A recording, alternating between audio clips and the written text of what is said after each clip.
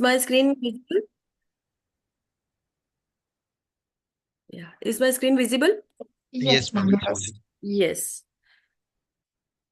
So, as we all know that 1 minute. Yeah. So as we all know, to begin a systematic review, it is very important first to formulate a question. So here are listed are the stages of the systematic review. The first one is formulating the research question. Second is defining the inclusion and the exclusion criteria. Third is locating the studies. That means searching the data. Fourth is selection. That is the selection of the studies, followed by the critical appraisal, data extraction, data synthesis, and reporting and synthesizing, writing the reports, results. So these are the different stages of the systematic review, and today we are going to discuss the first three stages, that is formulating the questions, defining inclusion and exclusion. It is a part of formulating the question, and locating the studies and selecting the databases. So, before you dwell into like how to formulate a research question, it is very important to understand like what are the different types of systematic reviews. So, based on the question that you are answering, the systematic review could be like effectiveness review, where you are actually, answering the topic which is related to the efficacy of a particular intervention. Your review could also be a qualitative review where you are just synthesizing the result and describing it in a narrative format. It could also be like a cost or a economic review where you are actually commenting on the cost benefit or the cost effectiveness of an intervention. It could be also related to the coverage, that is the prevalence or the incidence of the incidence related review. It could be also the diagnostic test accuracy review, like it happens when a new point of care diagnostics or a new test becomes available. You need to understand like what is the sensitivity and specificity of. I- Please mute yourself if possible. Yeah. Followed by the etiology or the risk related review. Then that it could be also a textual synthesis review where you are just synthesizing the text on a particular topic. It could be a mixed method review combining both the quantitative and the qualitative methods. Umbrella review where you are actually synthesizing different systematic reviews. And it could be the scoping review where you don't know, like you don't have much idea or evidence about a particular topic and you are just trying to explore that topic. Then you do a scoping review. So it is important to know about these various type of systematic reviews because you will encounter it as you go in deeper into the types of the reviews and how you are doing it. And once you start writing it, you will understand like you are actually touching any of the above listed systematic reviews. Yeah, just a second. Okay, so the first step for any systematic review is actually to formulate a good research question. Now, a good research question, it has to be relevant and important as well. Why it has to be relevant? Because you have to keep touch with the reality, like what the current evidence is talking about. And is your research question really relating to the current topic or the current need of the gap which you are addressing? It has also to be relevant and important because you don't want to duplicate the things which are already there.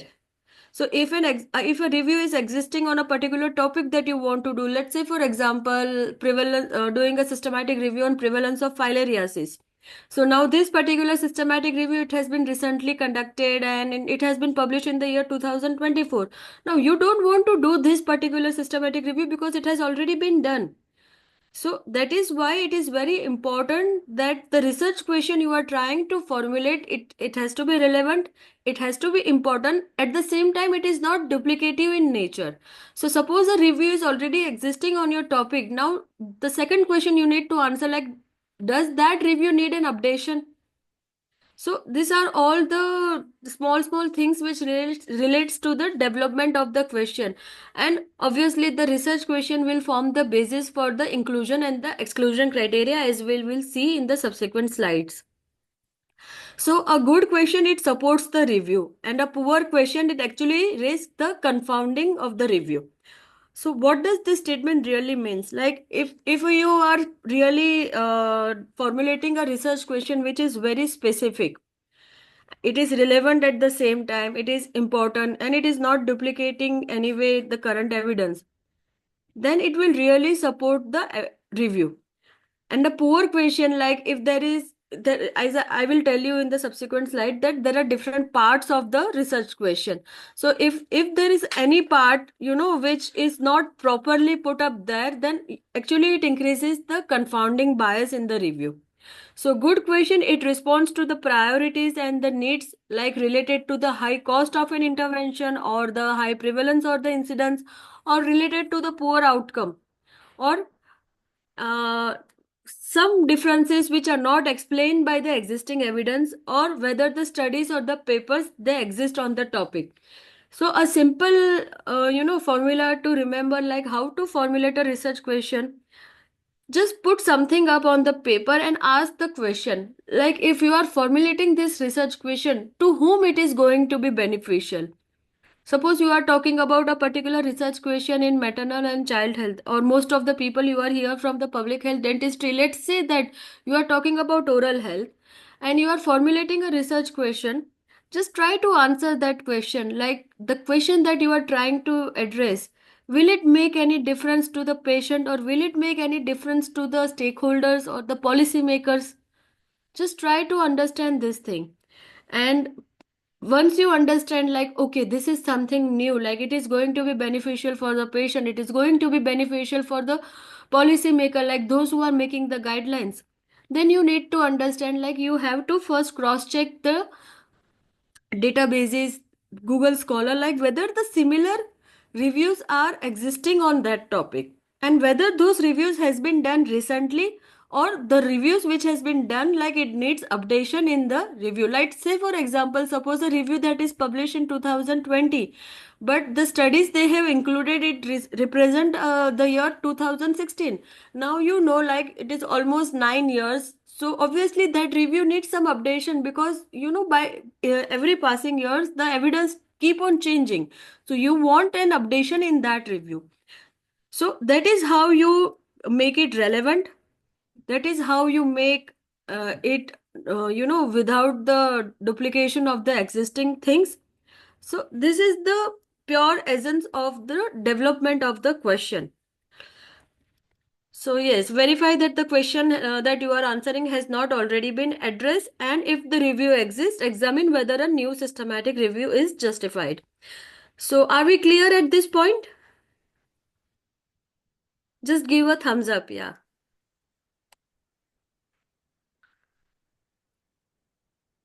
Fine. So now question development, there are different frameworks that exist to help the reviewers. Ma'am, Yeah. sorry, I'm interrupting. There's one doubt, so maybe we can take before. Yes, please, please. Yes, Anvesha, do you want to? Good evening, ma'am. Ma'am, I have a doubt. If in of a particular topic there is a systematic review, and that systematic review it has been conducted, means if like I have a topic, I am going to do a systematic review on drugs related to radiation carriers.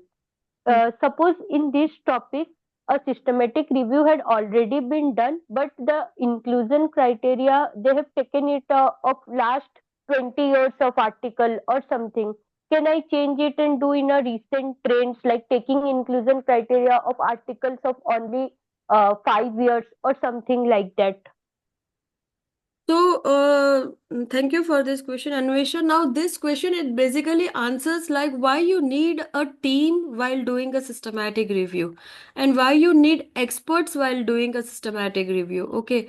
So suppose, let's say for example, a review which you are trying to do, that is a research question which you are trying to answer. Suppose that review is already being there and it has look up to the records till last 20 years, but you are more concerned about the last 5 years, then you need to discuss this thing with the expert, like the subject matter expert. What difference will it make if I pull out the evidence of last 5 years? Like, is there any major policy change that has happened in the recent last 5 years?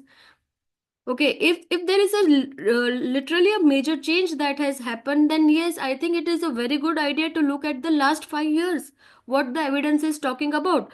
But at the same time, you also have to check the existing evidence, that is the review that has captured the last 20 years data. Like, does it capture, has it captured anything related to last 5 years, like after that policy change has came, or after anything, like say for example, let's say for example a COVID-19, like a lot of things they got changed after COVID-19. So you need to understand the nitty gritty of the new review that demands. So the good idea will be to talking to the subject expert, like does the evidence needs an updation. Other good idea will be talking to the policy maker or the stakeholders, like you are talking about the radiation therapy, maybe talking to the people who are making the guidelines, or people who clinicians. Okay, let's say for example that a new updation in the review is needed, or you just want to have a look at the last 5 years. And obviously to the researchers who are involved in this field, so it is a good idea to have a word with them. Good idea to actually look deeper into what the current evidence is talking about, and you are not duplicating that current evidence. Okay, so I hope I Okay, have. ma'am. Thank you. Yeah, yeah. So now we'll discuss the framework. So as you know, like there are different types of systematic reviews, like effectiveness review, qualitative reviews, prevalence incidence, diagnostic tests.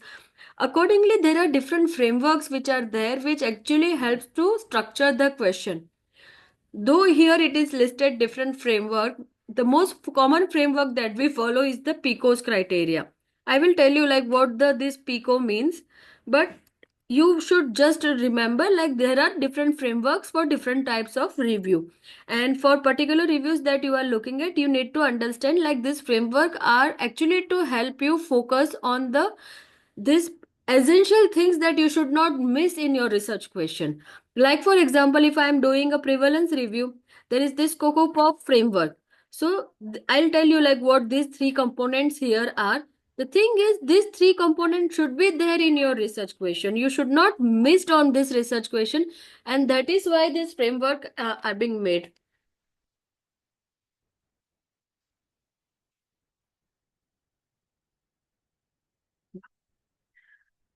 So let's say, for example, let's begin with an effectiveness review. Now, effectiveness, as I told you, define as the extent to which an intervention, when used appropriately, achieves the intended effect.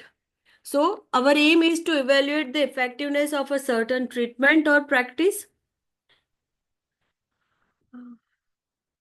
I think I lost the presentation. No, it's visible, ma'am. It's visible. Yeah, okay, fine. And so the aim is actually to evaluate the effectiveness of a certain treatment or practice in terms of its impact on outcome. Now, when we are talking about an effectiveness of an intervention, basically the study design most of the time is the experimental study design. That is the randomized control trial or the quasi-experimental study. It could be also an observational study like a case control study. So, your framework will be the PICO framework, that is population, intervention, comparator or the control, and the outcome. Now we'll go in depth of each of these component, because these are the here PICO criteria tells you like this thing should be there in your research question. Okay. So population. Now population is the most important characteristics, because what it will include the demographic factors of the population you are interested into.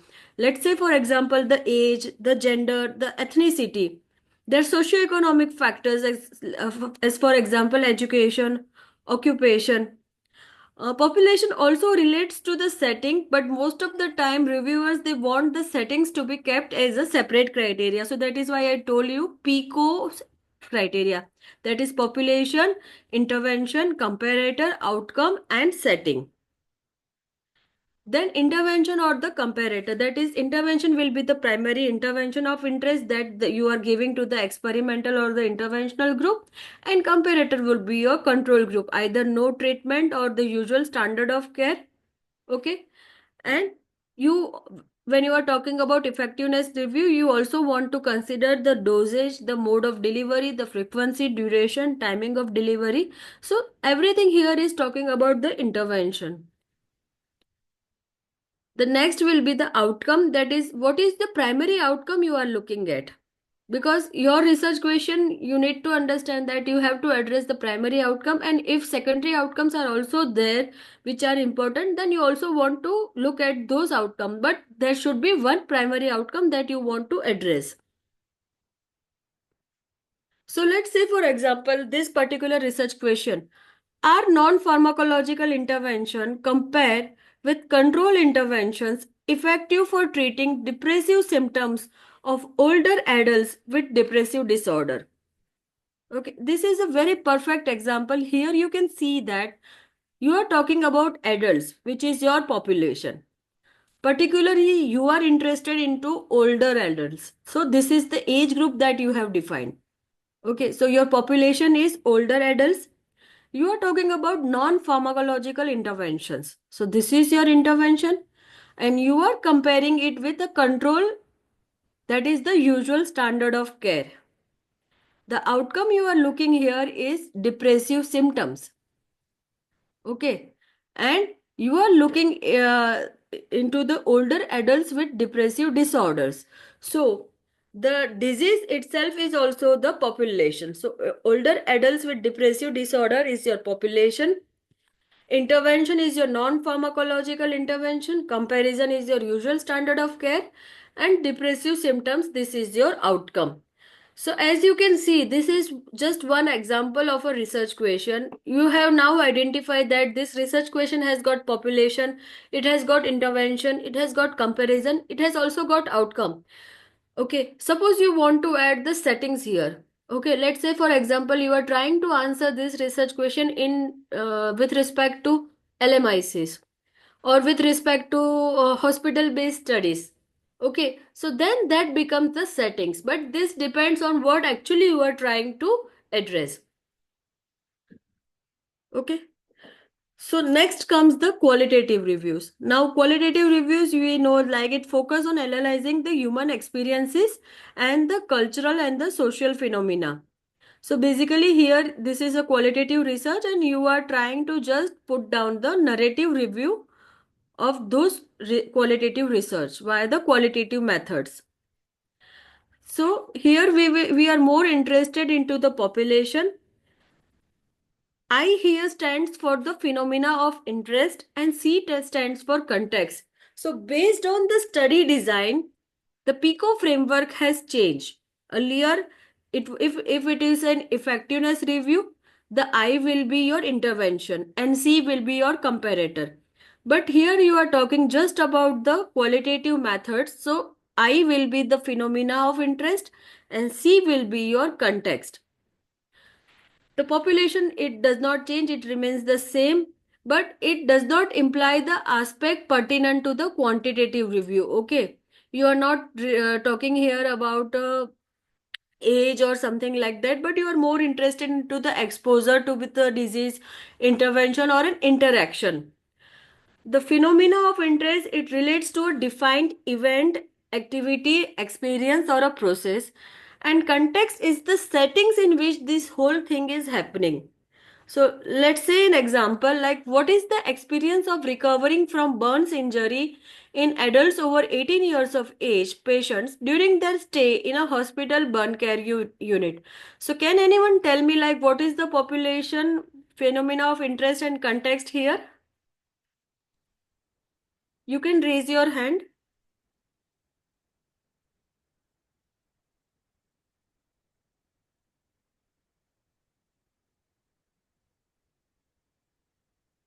You can at least Ma'am, anyone, yeah. ma'am, population is the adult in adult over 18 years of age, Hmm.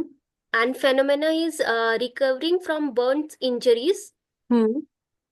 and context is hospital their stay in a hospital burn care unit.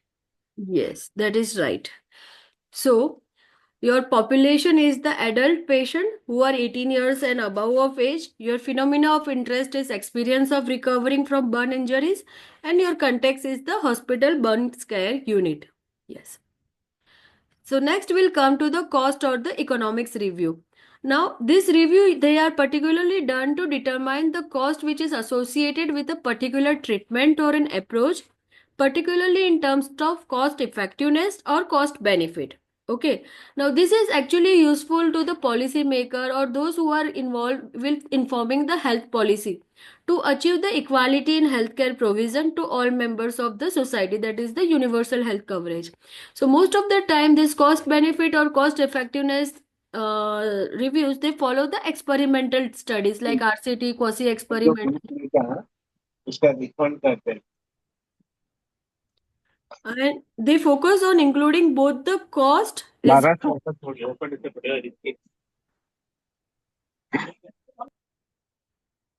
they include both the cost and the outcomes of strategies of interest. Okay. So the framework we follow is again similar because see the study design still remains the same, the experimental studies. So same as the effectiveness review, we will follow the PICO framework, that is population, intervention, comparator and outcome. And here context can also be considered. So let's say for example, what is the cost effectiveness of MOHS micrographic surgery compared to other surgical or ablative interventions for non-melanoma skin cancer in developed countries? So now can anyone tell me like what is the PICOs here? Ma'am, Yeah. ma'am, population is non persons with non melanoma skin cancer. Hmm. Intervention is this other surgical and ablative intervention. Hmm. Uh, Comparison, ma'am, I'm not very sure. Hmm. Outcome would be cost effectiveness. Hmm. Uh, Context is, I think, MOHS micrographic surgery. Like will anyone like other any other person wants to try? Ma'am, population is melanoma is cancer in developing countries, Hmm.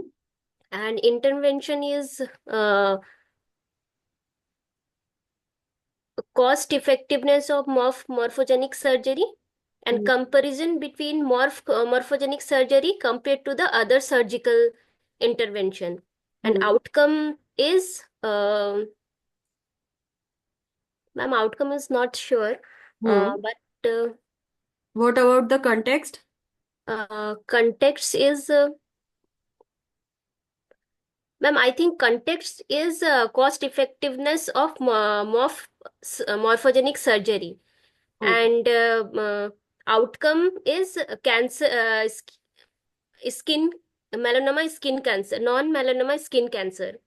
Yes. So now first you tell me like what you understand by the word context. What is context? Suppose I am talking like today I am holding a session where I think various research people who are interested in research and public health, they are attending my session. So like my session should be relevant to whom it should be relevant to the public health because the people who are attending, they are in the public health field. So what is the context here? The context is the public health. Public health, yes. Yes. So you need to understand context means what, to whom it is relating. Yes, ma'am. Yeah. So see the population here uh, is non-melanoma skin cancer patients. Intervention is MOHS micrographic surgery. Why this is the intervention? Because you are looking at the cost effectiveness of this particular intervention compared to other surgical interventions, surgical or ablative intervention. So when there is a word compare, the surgical and ablative other intervention, they becomes your comparator. Okay. The outcome here is cost benefit. the cost effectiveness. You are looking at the cost effectiveness. You are not looking at how many patients they got this non-melanoma skin, like how many were treated with MOHS or how many were treated with the surgical or other ablative interventions. You are looking at cost effectiveness of these two interventions, like which one is more cost effective. And the context is your developed countries. Had it been a developing country, then there might be some difference, because see, when you are talking about developed country and when you are talking about a developing country, one intervention which is cost effective in developed country, it might not hold true for a developing country. So that becomes your context. So population is your non-melanoma skin cancer. Intervention is your MOH micrographic surgery. So as a thumb rule, remember the first thing which comes, okay, when you are talking about effectiveness or cost or economic review, that becomes your intervention compared to either usual standard of care or other interventions. Outcome is your cost effectiveness, because this review you are doing for answering that particular question. And the context is your developed countries. So I hope I am clear up till now. We have seen three types of review: effectiveness, qualitative, and cost or economic reviews. Am I clear? Yes, ma'am. So next are the prevalence or the incidence review. When you will, start writing your systematic review, start doing the systematic review, these are the most frequent reviews that you are going to encounter. Okay, these are actually answering the question on the coverage to determine the prevalence or incidence of a certain condition, that is the disease burden. Okay. Now, why this is important? Because it actually brings to light like this particular issue is very relevant and very important to the policymaker, to the health professional, and to the general population to inform the development and delivery of health services. Let's say, for example, I told you about the prevalence of filariasis. Now, most of you belong to the Odisha. You know how prevalent filariasis is. So, if I am particularly addressing this question is going to be relevant to both the health professionals there, to policymaker, as well as the general population. So, this is the aim of the prevalence or the incidence review. And this kind of review, they mainly look at the observational study design, like the cohort, case control, and the cross-sectional studies. I think we know, like, what is the prevalence? It is the total proportion of the population who is having a certain disease. It is the new plus the old. And incidence, it is the new population, like how much patient have developed this particular disease in a 1 year frame. And if we are talking like in the last 10 years, how many patient develop a disease, then that becomes a prevalence. So just remember, if it is new, then it is incidence. If it is new plus old, it is prevalence. So the framework we follow here is called COCOPOP. What is COCOPOP? Condition, context, and the population. Okay, condition, context, and population. So the variable of interest in your prevalence review is the condition. Now it could be any health condition, okay? It could be a disease, it could be a symptom, it could be an event or a factor. So for example, it could be filariasis. For example, it could be also the symptom like acute gastritis. It could be an event like the cancer, or it could be any factor, risk factor. So when you are talking about any of this thing, you are interested in this thing, okay? So this become your condition. Next is defining the context or the specific settings, okay? Because this type of things, they are influenced by the environmental factors. Like PICO population characteristic, it need to be described in detail, okay? So let's see an example.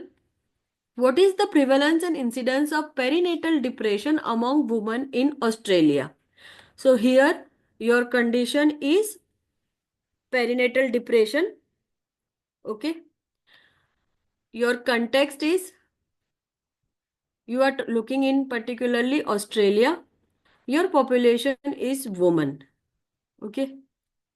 So What is the prevalence and incidence of perinatal depression among women in Australia? Okay, suppose let's say for example we have removed the word incidence. We are just interested in looking at the prevalence of perinatal depression among women. Okay, in Australia. Let's say we can, if anyone can help me in framing, a revised research question. Suppose we are looking at adolescent girls in India, then how it will look like? I'm just looking at the prevalence of depression among adolescent girls in India. Can anyone help me here?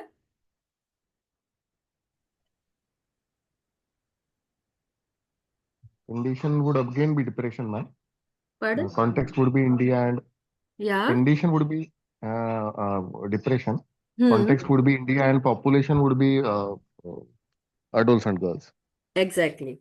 So, for prevalence or incidence review, you are more interested in the COCOPUB, that is the context, the condition, and the population. Okay, here I could define, I could go deeper into the population little bit. Like I am looking at the woman in the reproductive age group. I am looking in the woman in the reproductive age group of a particular ethnic tribe. Okay, so depending on what actually you are looking at, you can put everything into the research question because you want your research question to be very specific. Okay, like for just following a smart criteria for of an objective, you want it to be specific so that you are not missing on any important thing which you want to explore. Now, next is the diagnostic test accuracy review. Now, this type of reviews, they are actually done to determine how well a diagnostic test work in terms of sensitivity and specificity for a particular diagnosis. Let's say, for example, a test for latent tuberculosis, that is IGRA. Okay, there are two tests for latent tuberculosis. One is IGRA test and other is tuberculin sensitivity test.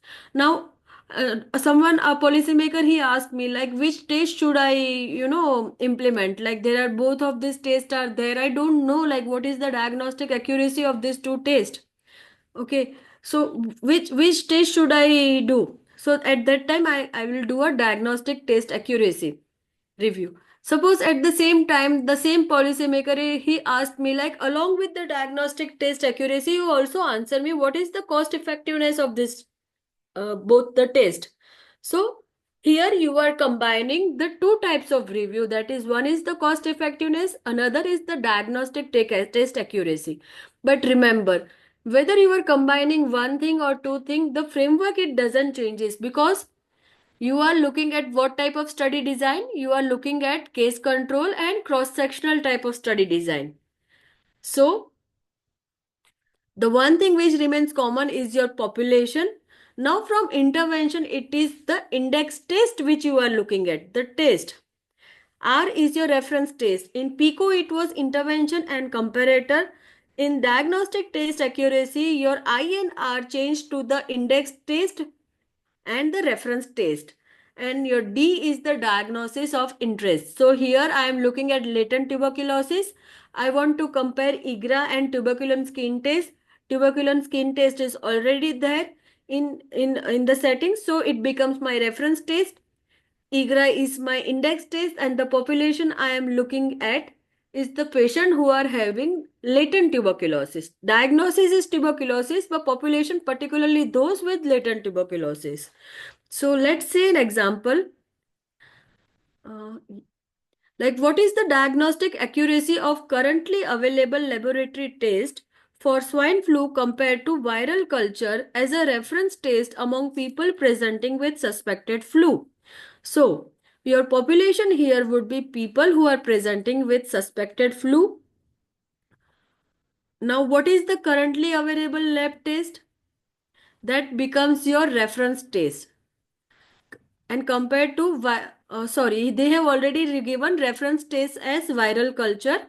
So then the currently available laboratory test for swine flu, it becomes your index test. They have clearly written here what is the reference test and what is the index test. And what is the diagnosis of interest? The diagnosis of interest is your H1N1. Okay? Yes. Yeah. Then comes your etiology and the risk review. Now, this type of reviews are done to determine the association between particular risk factors and outcome.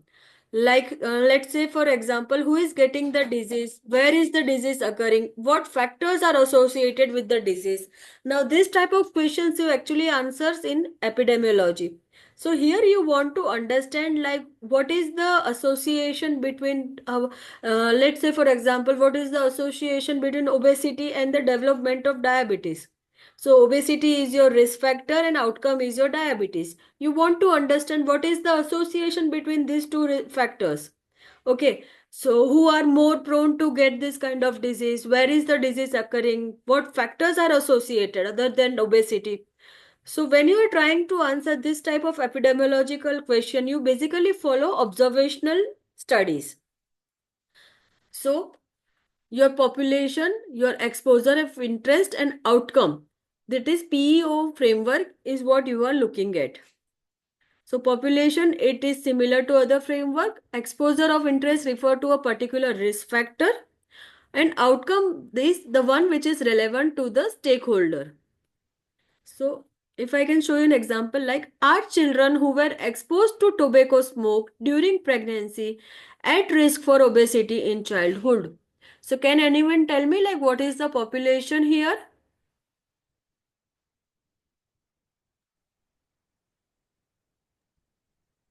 Children are the population. Yes. Do you want to be specific about it? Obese children. Hmm. Then exposure is the means the tobacco smoke. Hmm.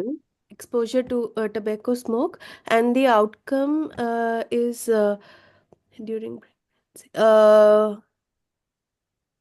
Okay. Do you want to Pregnancy. reframe? Yeah. Pregnancy is the outcome. Does anyone else want to try? Ma'am, Hmm. population is children Hmm. and exposure is tobacco smoke Hmm. and outcome is obesity. You are partially correct. Let's see like what actually the exposure is. See, your population and outcome was correct, but exposure is tobacco smoke during pregnancy. Okay. You are talking about like this baby, these children when they were, in V2, in C2, like what their mothers at that time, like when they were exposed to tobacco smoke, like maternal smoking. Okay, this is your exposure you are talking about. So, are these children prone to obesity in childhood? So, your population is children. Your exposure is tobacco smoke during pregnancy, and your outcome is obesity in childhood. You are starting at some other point and you are looking at some other point. Okay? Then comes your textual synthesizes review. Okay, you just want to review or synthesize the current opinion or a policy or a certain phenomena. We will here follows the same population intervention or the phenomena of interest and context framework. Let's say, for example, see this type of reviews. I will just give you a brief exposure to, though these are not the most common things that you encounter.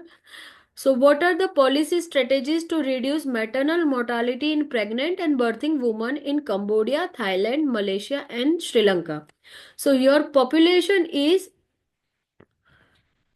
pregnant and birthing woman. Your phenomena of interest is reduction in the maternal mortality. Your context is the these four countries which are listed here. Okay. So this kind of reviews you don't commonly encounter. Okay, you do this kind of reviews, but before dwelling into this kind of review, you need to have a basic understanding of the basic reviews, like the effectiveness, the cost or economic reviews, or the narrative reviews, qualitative reviews, prevalence or incidence review. Okay, so just to have a knowledge about it, there are also textual synthesizes reviews as well. And these reviews, they are basically conducted or undertaken in the what you say, like with the help of a policy maker or those who are involved in formulating the strategies, because you need material related to the policy strategies which are not very commonly available all the time. And here you are talking about 4 countries, so actually you also have to look at the gray literature which is not readily available or which is very difficult to get hold into. Okay, so I am not going very deeper into this thing. This is just for your knowledge that there are textual synthesis reviews also which exist. Then comes the mixed method reviews. Now, mixed method, they generally combine the quantitative and the qualitative data. So this is the thing which you are most commonly going to encounter, because when you are looking at the prevalence or the incidence review, you will also come across studies like which are having a mix of the methods, like quantitative part is answering the burden of the disease, the qualitative part is also answering what are the challenges and the facilitators related to that disease. Okay, so this is the most common thing you are going to encounter. So see this example. Now we have seen different framework like the PICO, the COCOPOP, the GRID framework. We have seen different frameworks, okay, for formulating the research question. The basic thing is P is your population, I can be your intervention or the phenomena of interest, C can be your comparator or the context, and O can be your outcome. Now here you are just combining each and everything, so you have to answer like all of these criteria.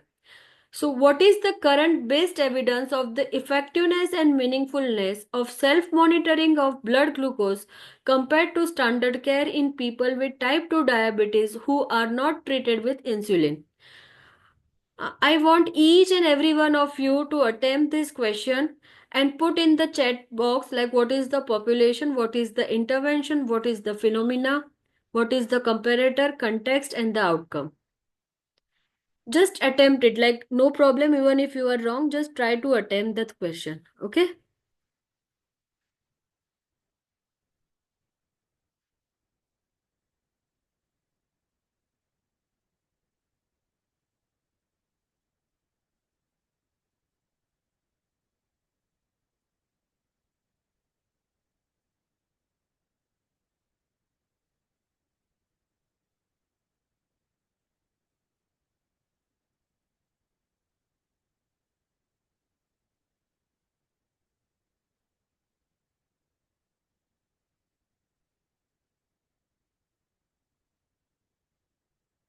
I want every one of you to answer this question.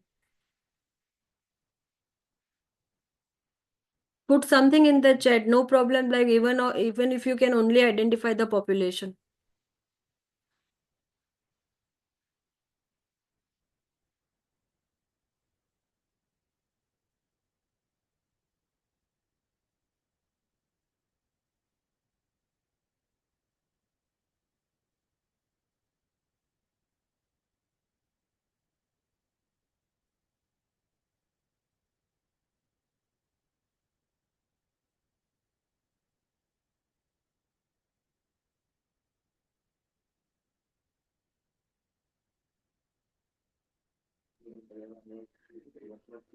I think Melinda, if you can just summarize like what they are putting in the chat, because when I'm trying to open the chat, I'm losing the screen of the presentation.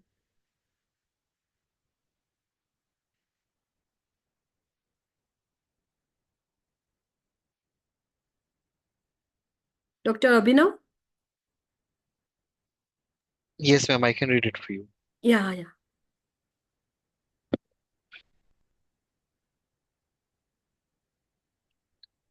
So Madhusmita Raut says population will be type 2 diabetes mellitus who are not treated with insulin. Okay. And Dr. Mahesh says comparator is standard care and outcome is SMBG, self-monitoring of blood glucose.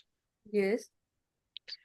Then Dr. Anvesha Mishra says population is type 2 diabetes mellitus and comparator is standard care. Deepa Mandal also says population is type 2 diabetes. Dr. Nagma says population is type 2 diabetes patients who are not treated with insulin. Intervention is self-monitoring of blood glucose and comparator is standard care. So till now we have received only these. So Okay. Manojit has also written now. Manojit says type 2 diabetes who are not treated with insulin is the population. Mhm. Ananashri has also written same, that population is people with type 2 diabetes mellitus Mhm. and intervention is SMBG. Mhm. So I think nobody is commenting on what is the context and the phenomena. Okay, so let's see like whether your answers are correct. Okay, so your population is people with type 2 diabetes. Okay, but who are not treated with insulin, that becomes your context. Okay, type 2 diabetes, but they are not treated with insulin. Okay, you are talking about those patients who are taking oral medicines and not those who are on insulin. So the population here you have to understand, like people with type 2 diabetes, this is your population, and who are not treated with insulin, this is your context. Okay, this is what you want to look at. Your intervention is SMBG, that is correct, and the comparator is standard care, that is also correct. The outcome here, you are effectiveness. You are looking at what is the effectiveness of SMBG compared to standard care. And the phenomena is meaningfulness. Okay, so the phenomena will be answered by the qualitative part of the mixed method review. Okay, whether there is any meaningfulness to SMBG compared to standard care, what people or what stakeholders are thinking about it. Okay, so that part, the phenomena will be answered by your qualitative thing. The intervention and comparator, what is the effectiveness? The effectiveness is your outcome, that will be answered by the quantitative part. Okay. So am I clear till now? Did you understand like why the phenomena is meaningfulness and why the context is who are not treated with insulin? Are we on the same page?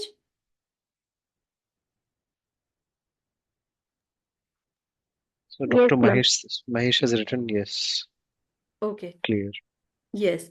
So till now we have seen about this different types of the frameworks which are used to develop the question.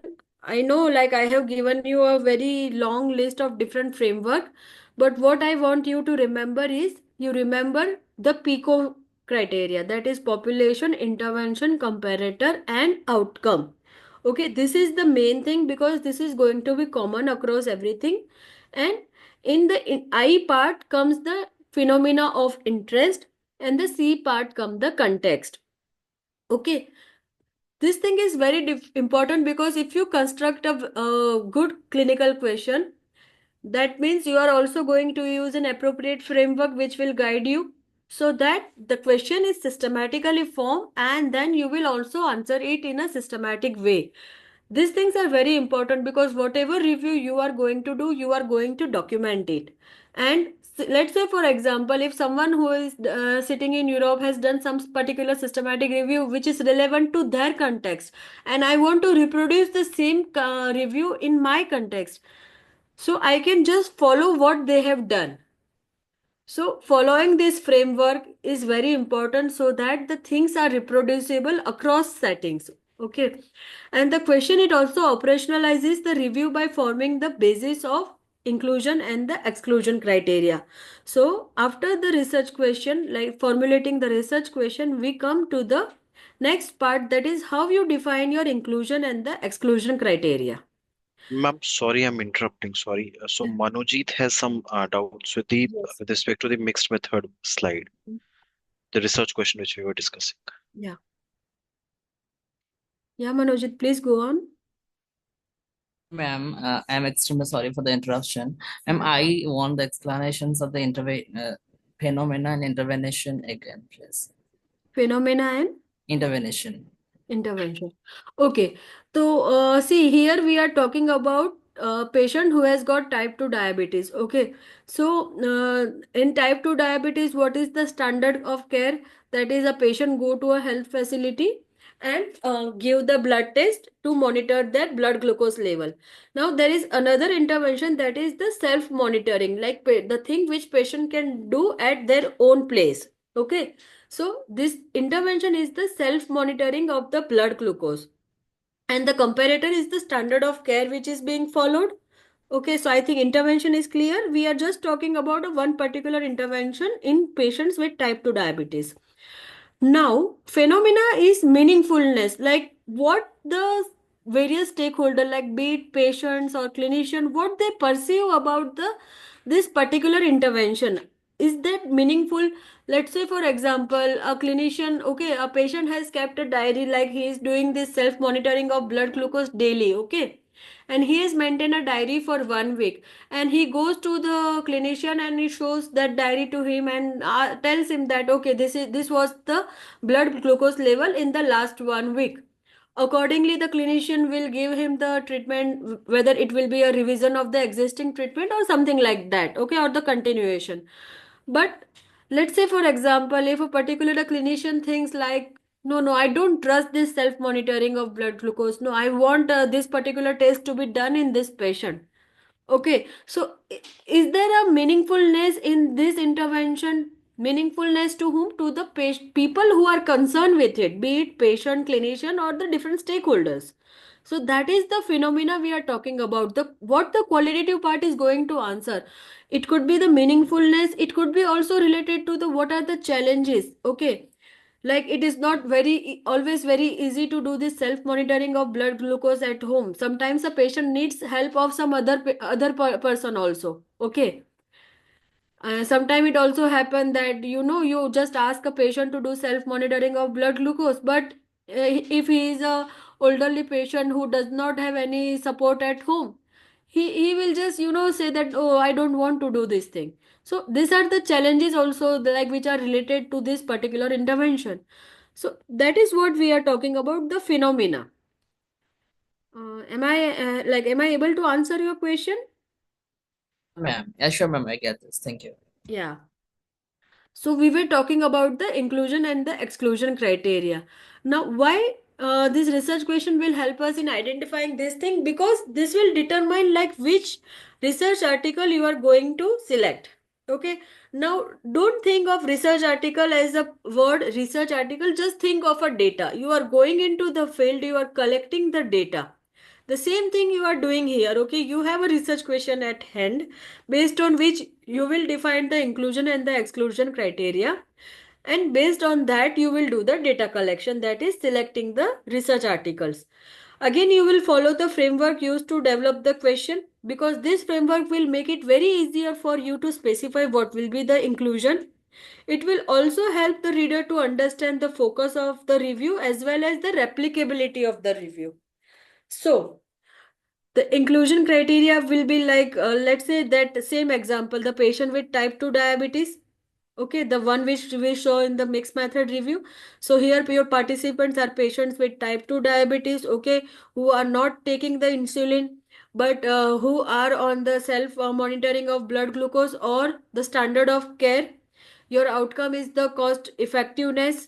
Okay, your context is, let's say for example, you are only concerned about the Indian context or the South Asian context. Your condition is type 2 diabetes, and what kind of studies you are going to include? You are going to include your observational studies, experimental studies, qualitative studies. Okay, so these things, it falls into the inclusion criteria. You pay very attention to what is going to be your inclusion, because that is also going to help you in formulating the data extraction form. Okay, you will see it in the subsequent sessions, like how data extraction is done, but this inclusion will form a very important part of your data extraction form, like you will be specifying the variables there. So this is the inclusion, and you have to mention it very particularly in the method part of the review, like who were included in your review. Like you are looking at different research articles, so you were concerned about those research articles which were dealing with individuals with type 2 diabetes who were not taking insulin, who were either on the self monitoring of blood glucose or on the usual standard of care. You were particularly interested in those research articles which were answering the cost effectiveness, okay, which were related to the Indian population, okay. So, and the type of studies could be anything, because you are interested in a mixed method review. And all those things which are not covered here, they will fall your exclusion criteria. Like those who are on diabetes but taking insulin, they will be your exclusion criteria. The studies which are done outside India, be it in an Indian population but done in South Asian context, you are not concerned about that. Your context is India. So that forms your exclusion criteria. So we have seen till now different type of reviews. That is effectiveness review. We use the PICO framework. That is population, intervention, comparator outcome. For qualitative, we are more interested into population, then phenomena of interest and the context. For cost or economic review, we are interested again in the PICO. Prevalence or incidence, we follow COCOPOP, that is the context, condition and the population. Diagnostic test, we follow the PID, that is population, index test, reference test and the diagnosis. For etiology and risk, we follow the again PEO, that is population outcome, and I think E was I forgot. Okay, so E was your etiology, yes. In textual synthesis, you follow again the PICO. In MEX method, you follow PICO as well as the population, phenomena of interest, and the context. There are other two type of review which are umbrella review and the scoping review. Now umbrella review, what you do when you combine different systematic review. Let's say for example on a particular topic you can find more than many systematic reviews which are already existing. So you don't want to do a new systematic review. You rather just combine those systematic review and do an umbrella review. So here you can follow each of the framework because you are just combining different systematic review, or you can also follow either of this framework. And the other one is your scoping review, which you do when you don't have much clarity on what is the existing question and you just want to explore that thing. So it is again like the population, condition and the context. So till now we have covered how to develop a research question and what is there in the inclusion and the exclusion thing. So I hope we are on the same page till now. If anyone has any question, they can please ask at this point.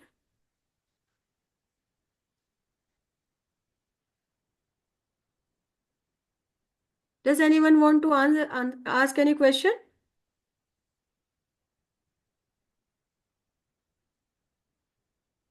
Okay, so we'll go into the next thing.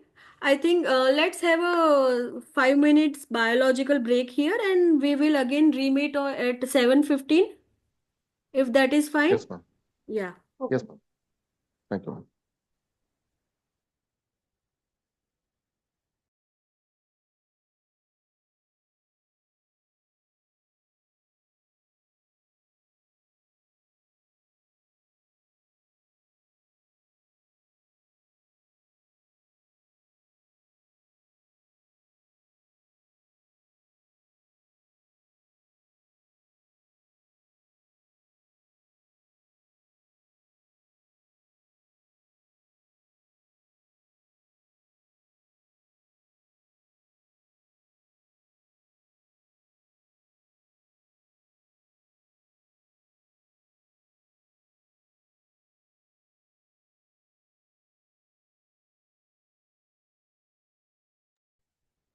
I can see Pranab sir is here. Yesterday we were not able to connect with him because of the poor network. So, sir, if you want to say something, maybe till we have the break, we can discuss.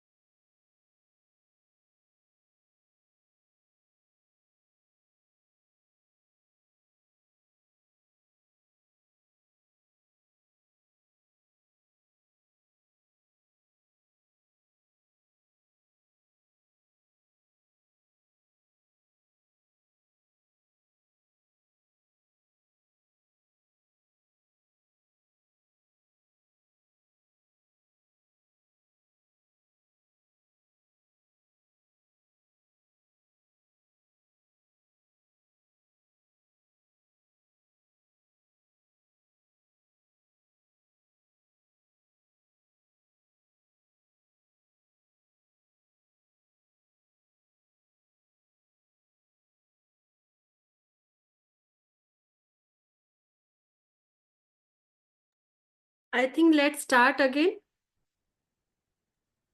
Yes, ma'am.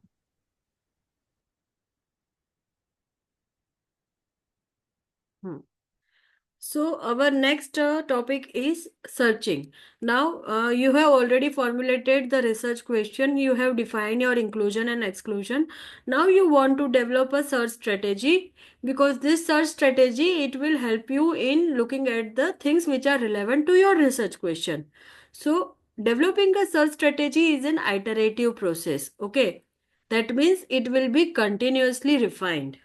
Okay, so and this is also a very, the search strategy is very important, because this will determine what things you are getting and what things you are actually missing. Because the missing part is also important. See, you are not going into the field and physically collecting the data. If you are doing that, then you are very sure like these data are going to capture. Now here you are going to a particular database.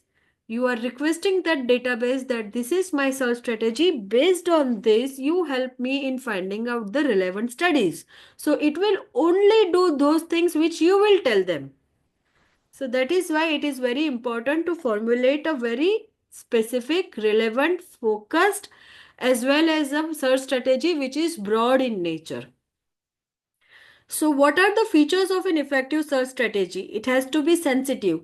Sensitive in the sense that it should identify all the relevant studies relevant to your research question.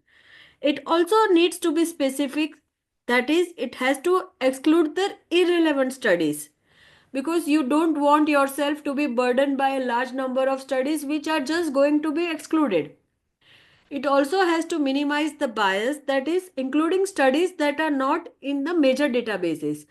I will tell you, like when we are talking about databases, you normally, zeroed in on two or three major databases, and it happens that suppose your context is India.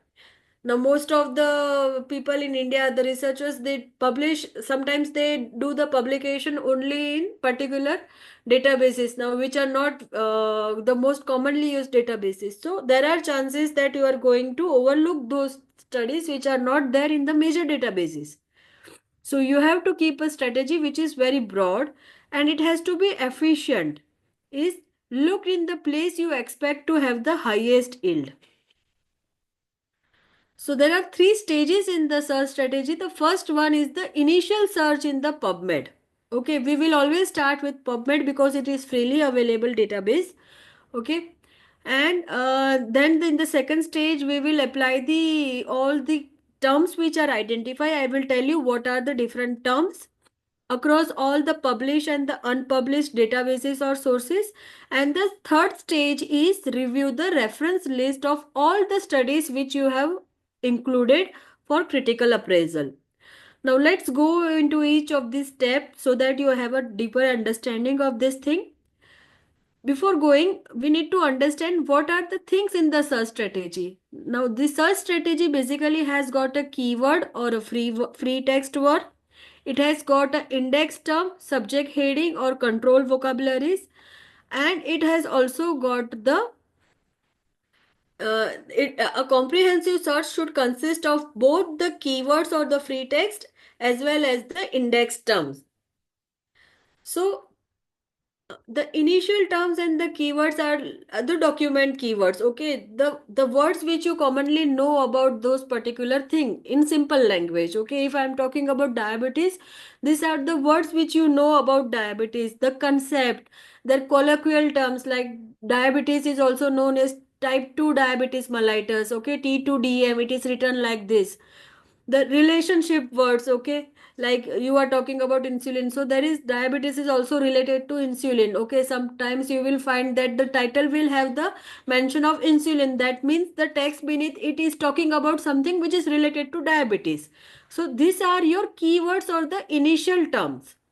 Okay, it breaks up the search question and accurately describe the initial studies which are relevant to your review.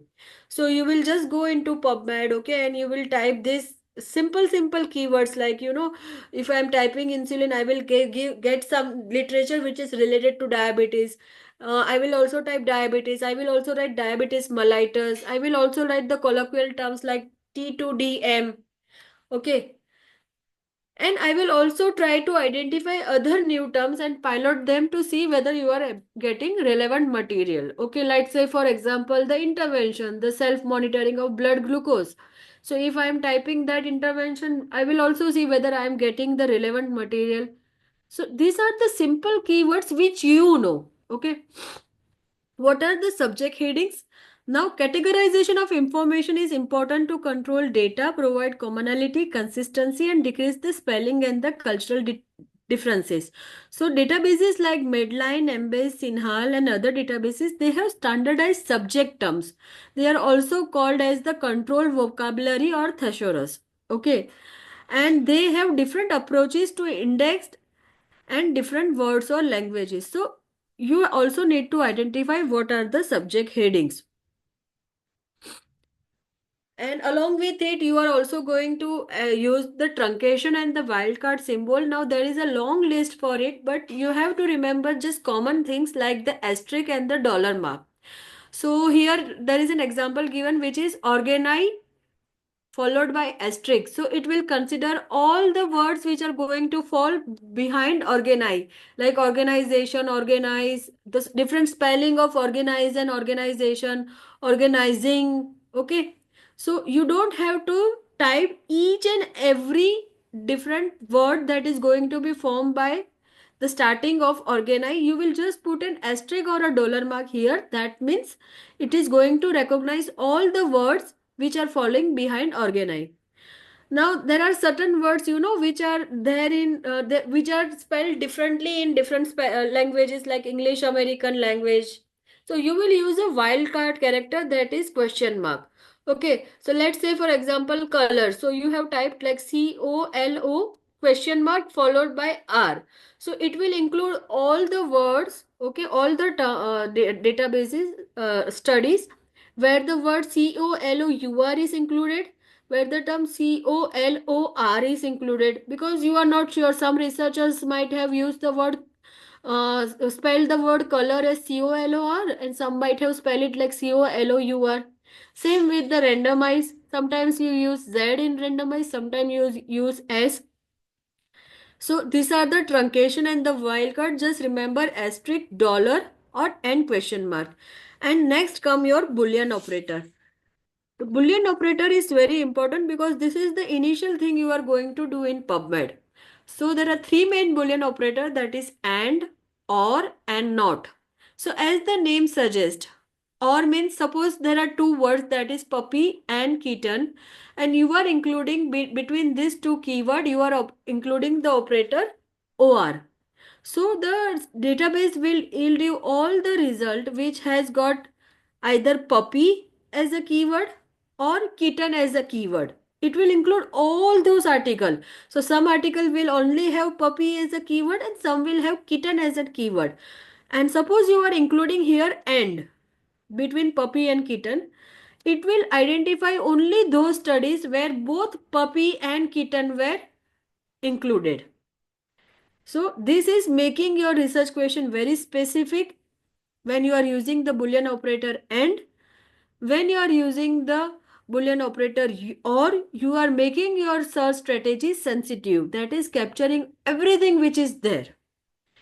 And when you just want to focus on kitten, okay, now you know that there are certain studies like which has used both the word puppy and kitten, but you are just included in the word kitten, then you will put a Boolean operator not. That is, don't identify the studies which has got puppy as a keyword. Okay. But you focus on these two keywords and or, because these are the most frequently one which are used, because this makes your search strategy sensitive as well as specific.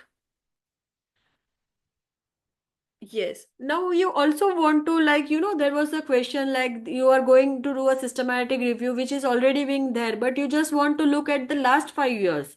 So what you will do, you will just ask the database to limit the search till a particular point of time, because you are only interested up till that point. Okay. The other limits which you can set in the search strategy for search strategy is either study design. So you now know that you are doing a mixed method review and you want to identify all the studies, like be it quantitative or qualitative. So you will not put any restriction on the study design. But suppose you are just doing a qualitative review, then you can put a limit in the study design, that is, please identify only those reviews which are qualitative in nature. You don't want to look at the quantitative review. The same with the population. But a very common thing which we usually follow is we don't put this kind of restriction while doing the search strategy. We'll just put the restriction of maybe date, okay, and the language, because you want to capture as much data as possible so that you are not missing on anything particular.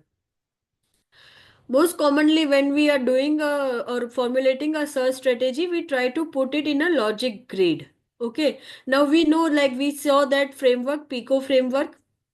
So this is your PICO framework: population, intervention, comparator, and outcome. Okay. In this logic grid, suppose you are talking about this dementia. Okay. You will put all the names which relates to dementia, like people with dementia, in the population grid. Like dementia, it is also called Alzheimer disease or Huntington disease, the Kluwer disease, the Lewy.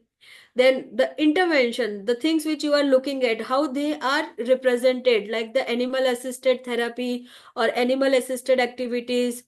Okay, animal therapy, pet therapy. Most of the time, the different words which are used, you will be able to see on the PubMed. Like when we are doing a demo of the PubMed, at that time we will see like where this type of words are available. So you just put a word there, okay, and you will see like it is defined by a number of words. So sometimes it is with the help of knowledge you define like what are the keywords and what are the subject headings. Sometimes you define it with the help of PubMed as well. And same you do it with comparison and outcome. Now I told you about two Boolean operators, that is and or. Now suppose if you are your research question, you are putting the PICO. Now you, for your PICO, population, intervention, comparator, outcome, all four things are important. So you want these four things in your search strategy. So between the columns, what you will put? Between the columns you will put and, because you want each and every four component to be there in your search strategy. But between the rows, let's say for example population, dementia, Alzheimer, Huntington, between it I will put the Boolean operator or, because I want the database to identify all the records which either has dementia or Alzheimer or Huntington or Kluwer or Lewy. I don't want to miss on any of the things, like it could be defined by any of the ways. So between the rows I will put or, between the columns I will put and. Am I clear till now? This is very important because whenever you will be formulating the research question, for formulating the search strategy, you will prepare this kind of table, and you have to remember that between columns you will put and between rows you will put or.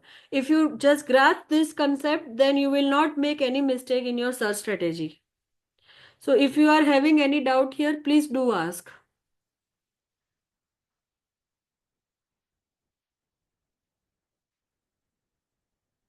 Does anyone want to ask anything here? Are we clear up till now?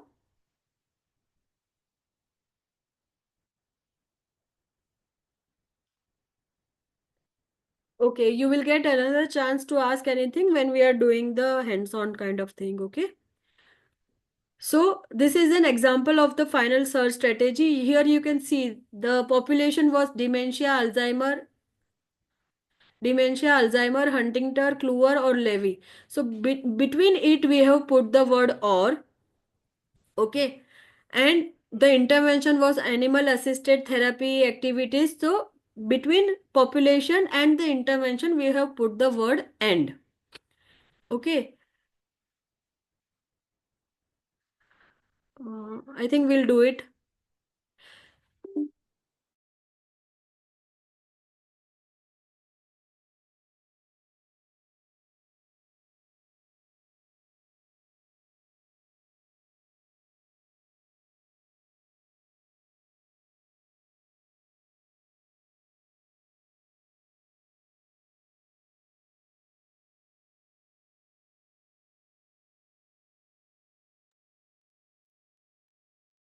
I think there's some technical glitch. Arohi ma'am has left. So we'll wait for 1 or 2 minutes before she joins.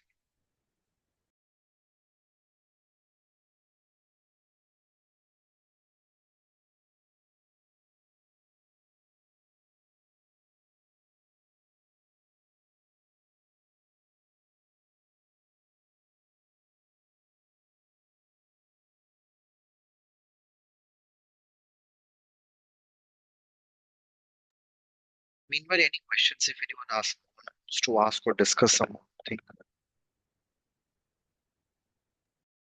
Sir, could you please repeat yourself again? I think it was a bit inaudible. So yeah, Melinda, I was saying that if somebody wants to discuss something or ask something, meanwhile we can discuss till Arohi ma'am is joining again. Yes. So if anyone has any questions right now, would be happy to open the floor for some discussion. Any doubts, any questions or queries?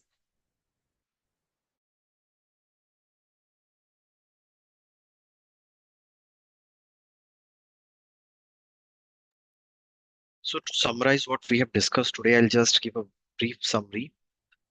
In the first session, she told us about framing the research questions. Once we have the research question in our mind, or uh, a basic question also that we want to our systematic review on this topic, then what we'll do is we'll first of all search the one or two databases. We can start with Google Scholar and PubMed, which are freely available. We'll see that if the topic which we are selecting, the same review has been done or not. And if there is an existing review, we'll see that that review should be, if it's a recent one. So I think Arohi ma'am has joined. So we'll discuss this again.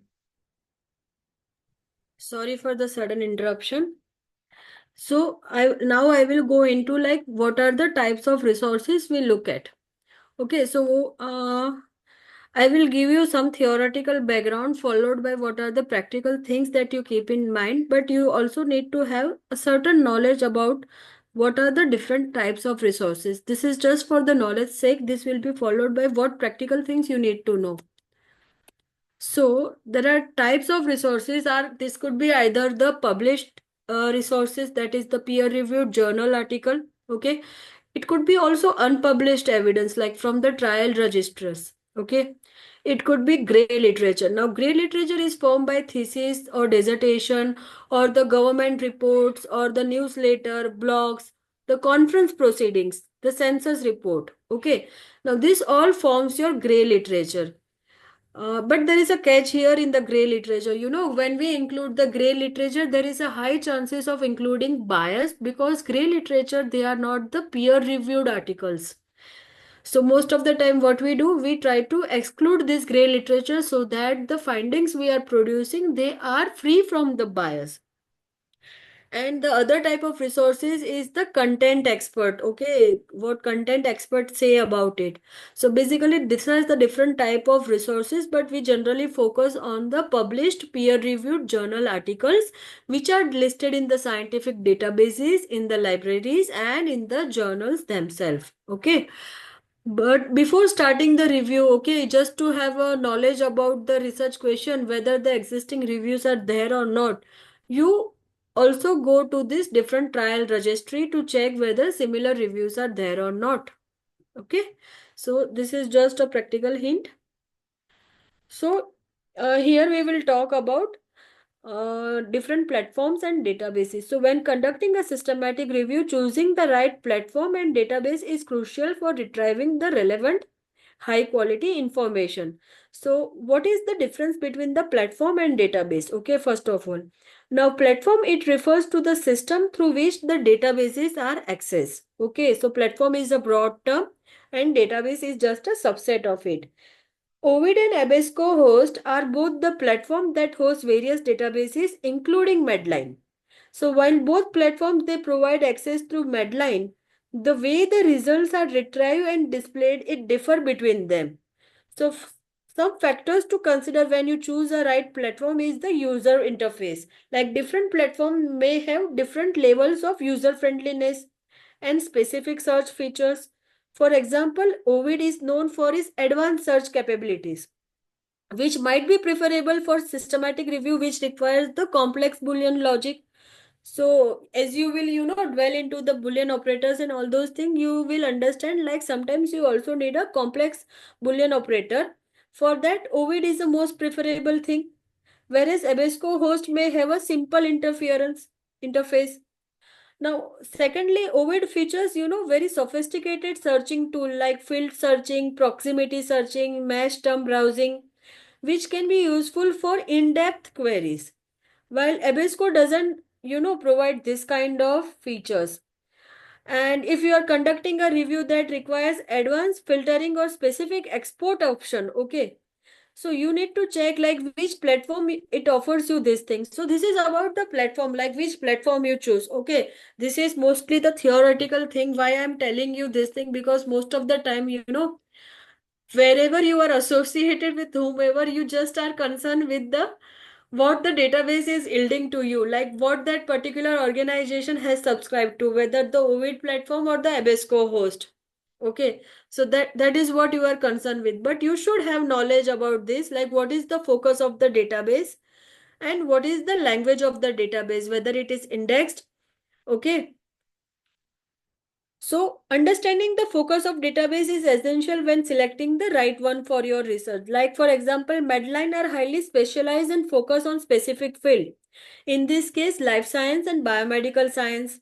So if my research question relates to something life science and biomedical science, definitely I'm going to include the Medline database, that is medical and health related literature, including articles on clinical medicine, pharmacology, and public health.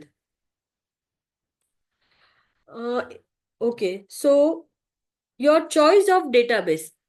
So you see, these are the different databases: Medline, Embase, Sinhal, Cochrane. Then there is PsycInfo, Science Direct, Scopus. Okay, these are ProQuest. These are different type of databases. So if your question it pertains to healthcare intervention, you will include Medline. You will include Sinhal. Sinhal relates to nursing and allied health. You will also include Cochrane Library. If it refers to social sciences or psychology, you are more interested in including PsycInfo or Scopus because they will be more related. Okay. And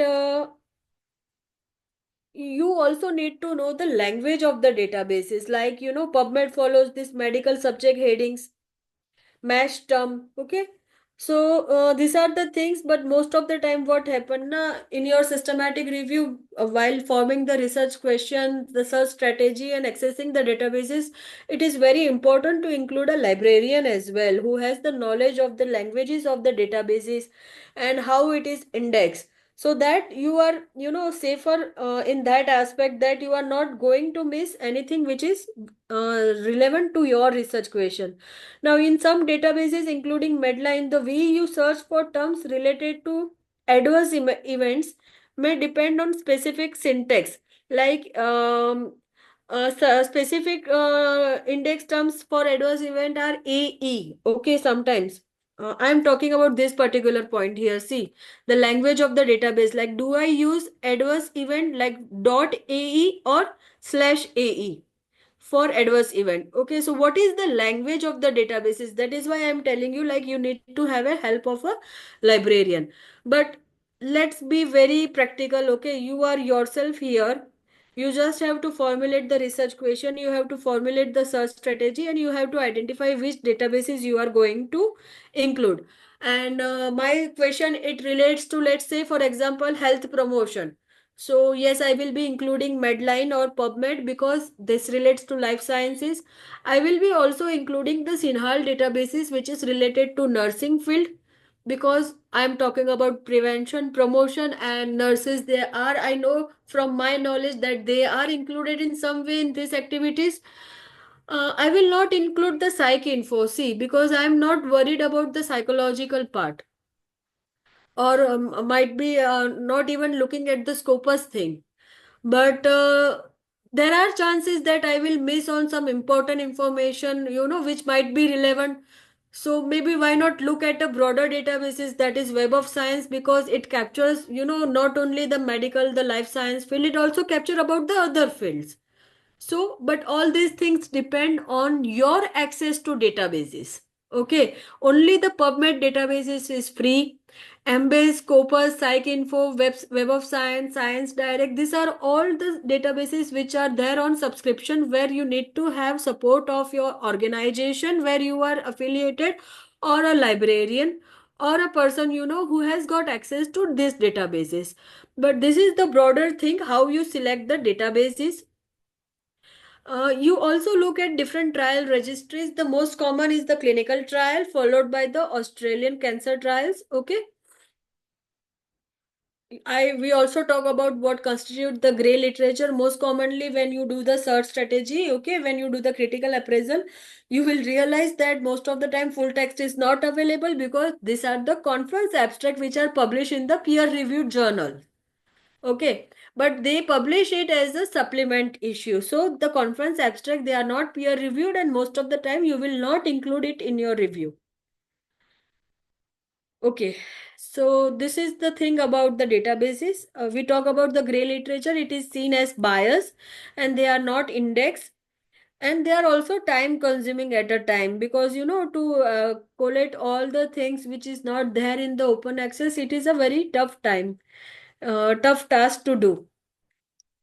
So I think, Dr. Abhinav, we have reached a point now we can do these activities, because we have 20 minutes left, and there are two activities, that is the question and the inclusion criteria development. So how they will use the appropriate framework and design a systematic review question, and what could be the subsequent inclusion or the exclusion criteria, a broader one. And the second activity is develop a logic grid for the review question. Okay, that is also a very broad one. You don't have to be, exactly specific about those things. This is just for your understanding, like whether you understand the Boolean operators and or. So over to you, Dr. Abhinav. Before that, does anyone wants to ask anything? If anyone is having any doubt till now?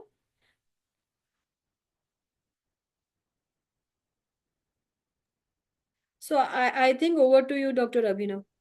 Excuse me, ma'am. Yes, please. Ma'am, I have a doubt. Whenever we are forming a research question, does our research question will include the PICO, like population intervention, everything? Means whenever a person or someone will read the research question, from that only a person will get the idea of the PICO. Yes. Isn't, ma'am, I'm just clarifying it. Yes, so ideally your research question should have the important aspect of the PICO.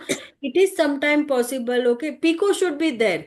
Whether the setting is there or not is an optional thing, but at least the PICO should be there, because then only you are making it relevant for the readers to understand what they are going to find beneath. So yes, actually you should have in your research question the PICO thing. Yeah. Okay, ma'am. Thank you. Yes.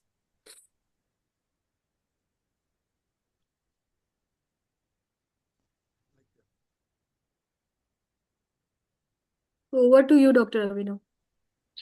Thank you so much, ma'am, for such an elaborate session. Actually, this was very important, especially with respect to research question, because if research question and research strategy is made properly, I think our half of the work is done in the review. So I wanted to keep at least half an hour for hands-on, because that is very important, especially for search strategy, that being a very important topic. And today we are running short of time, so we can do one thing.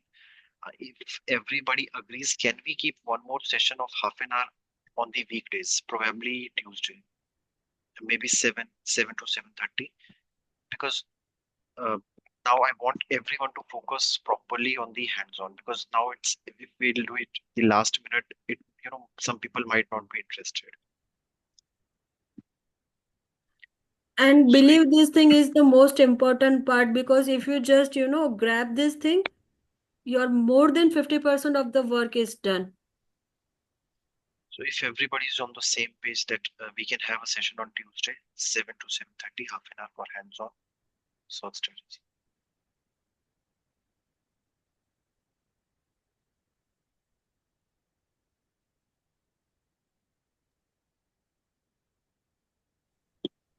So, Dr. Abhinav, you can ask someone randomly whether they participate or not in that Tuesday session. Yes, Sir, so they, if you sir, they are answering in the chat. Okay. Oh, right. Yeah.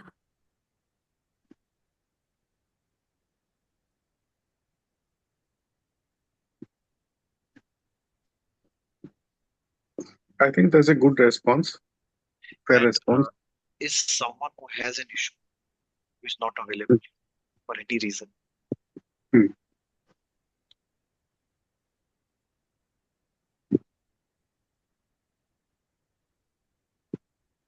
Okay, so we all agree for Tuesday, 7 o'clock. So 7 to 7:30 we'll have a hands-on session only for search strategy because that is very important.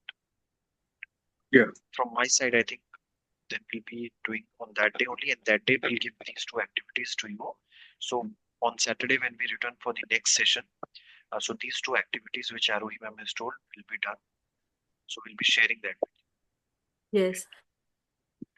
And like if you still, go back and if you have any doubt, I'm just sharing you my email ID. You can mail me and you can also forward your queries to Dr. Abhinav because anyway, like I will be receiving it from him as well.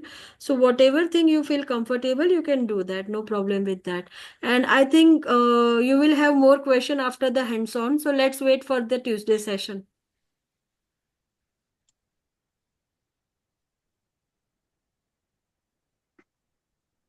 Sure. That's good. So Pranav sir, do you want to say something? No, I think just a wonderful session, but the real response has to come from the participants. I wish they can ask more questions and they can be more interactive because just to keep the enthusiasm going. And maybe in this few days, a couple of days, I want the participants to go back and try playing around with it. What can be the keywords? What can be the search strategy?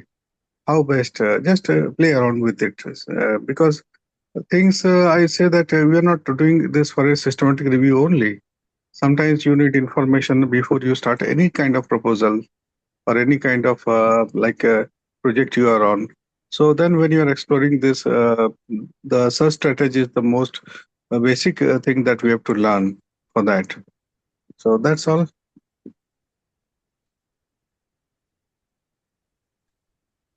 So then we'll wrap up early today and we'll be again meeting on Tuesday at 7 o'clock. Yeah. 7 p.m. Mm-hmm. And any questions last? Any questions? Any doubts? Anything?